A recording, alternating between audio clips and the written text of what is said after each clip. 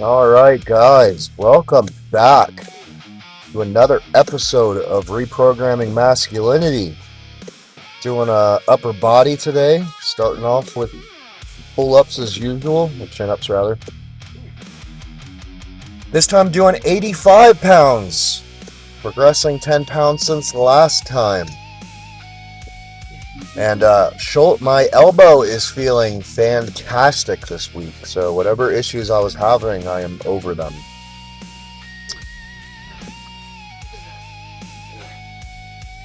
As always, guys, remember to contract with everything that you've got in you if you're going to be doing these. The contraction is your warm-up.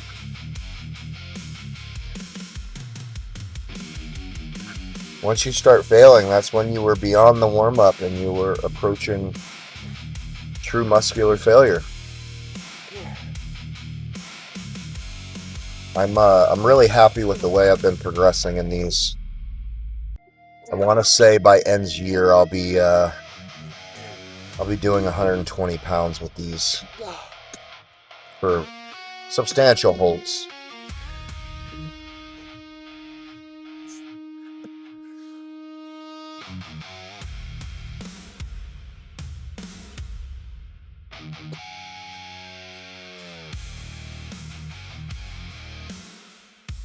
But also decided to throw in some normal pull-ups just to hit the lats a little bit more specifically. And I'm going with a wide grip on this. And I tried with 75 pounds. That's a little difficult because I'm not used to regular pull-ups just yet. But the weight in which I've been doing my chin-ups is certainly carrying over into this. I'm also super fried from the chin-ups, but lifting my legs up here to also engage my lats, and it also makes it easier to pull myself up a little bit more.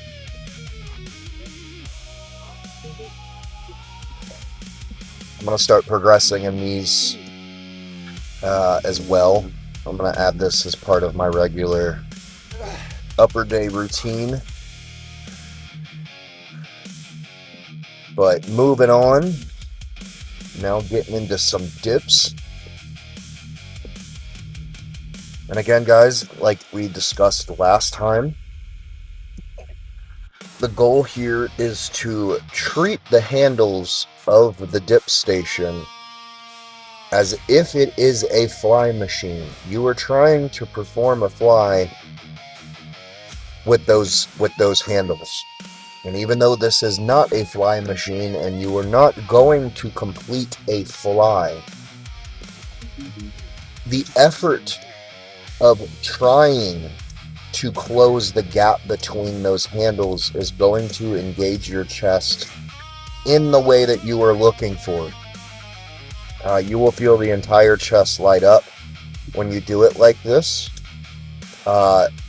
Even so far as the absolute inner chest fibers. And you're going to feel it a lot more doing it that way than by simply going up and down, even if you are controlling it slowly. If you're not actively trying to pull those handles inwards, you're more than likely just going to hit more of the outside of your chest. Granted, moving the arm from back to abduct it in a way that a normal dip does, yeah, it is working the chest.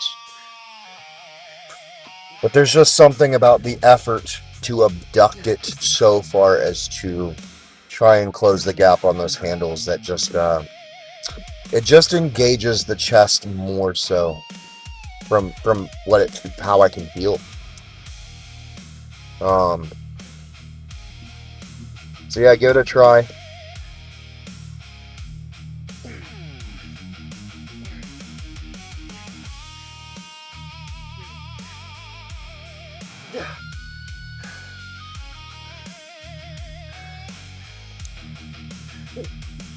Now, moving on.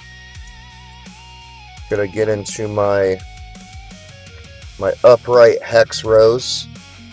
Now I did decide in this video to make the attempt to switch back to normal upright rows on a straight bar, and I'm not gonna do that again. I'm gonna stick with the hex upright row. Every now and then I get flights of fancy that maybe I'm leaving something on the table, and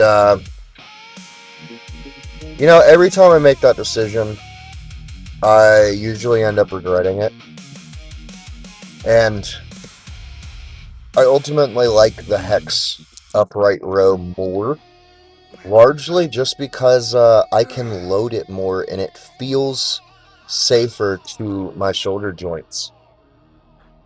And any movement that you can effectively load more without feeling a compromise in the joints is definitely the movement to go with.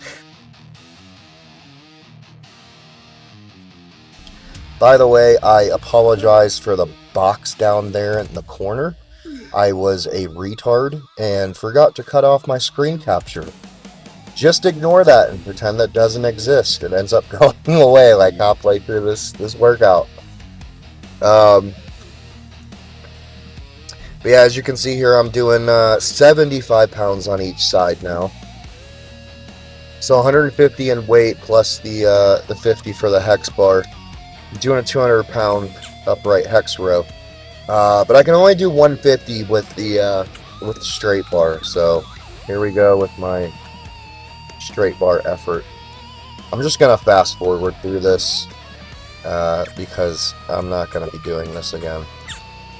And of course, at this point, I'm overload. My muscles are fried too. But all right, moving on into my tricep extensions, my bodyweight tricep extensions. And as you can see, I'm now bringing logs into this equation just to get myself more elevated off the ground.